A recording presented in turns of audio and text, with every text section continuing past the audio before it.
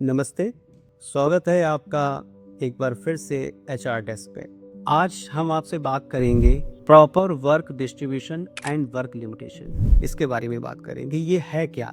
हमने proper work distribution रखा है एम्प्लॉइज का और वर्क लिमिटेशंस भी रखी हैं, लेकिन हम इसको आपको एक एग्जांपल से समझा पाएंगे। अगर हम एक डिपार्टमेंट की बात करें, रिसेप्शन एंड बिलिंग डिपार्टमेंट की, तो यहाँ पे हमने वर्क को डिस्ट्रीब्यूट किया है। जैसे बिलिंग काउंटर अलग है, रिपोर्ट डिस्पैच काउंटर अलग है, कॉलिंग डेस्क अलग है और आईपी बिलिंग अलग है। अब इन सब जगहों पे अलग अलग एम्प्लॉइज अपने वर्क करते हैं और डिपार्टमेंट के अंदर ही उनकी ड्यूटीज चेंज होती रहती हैं। बिलिंग वाला कभी रिपोर्ट डिस्पैच पे भी जाता है काम करने के लिए, मतलब इंटर डिपार्टमेंटल ड्यूटी चेंज होती है। लेकिन वर्क लिमिटेशन की बात करते हैं तो वर्क लिमिटेशन में क्या है कि जो डिपार्टमेंट में एम्प्लॉय काम कर रहा है तो वो किसी दूसरे डिपार्टमेंट में उसकी ड्यूटी असाइन नहीं होगी। फॉर एग्जांपल, जैसे रिसेप्शन एंड बिलिंग में जो भी एम्प्लॉय काम कर रहा है, मैं उससे ये नहीं कहूंगा कि आप जाके स्टोर डिपार्टमेंट में जाके उसको देख लीजिए काम को। ये हमारी वर्क लिमिटेशंस हैं। ये हमने इसलिए रखी हैं कि एम्प्लॉय का माइंड डिस्ट्रैक्ट ना हो।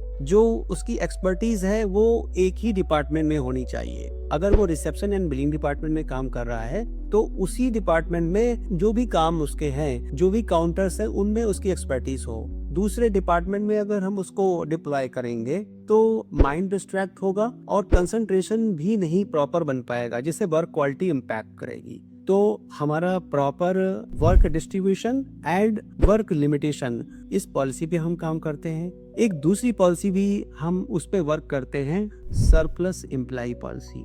ये क्या है? ये पॉलिसी हमने नई इंट्रोड्यूस की है, जिसको भी हम एक एग्जांपल से आपको समझा पाएंगे।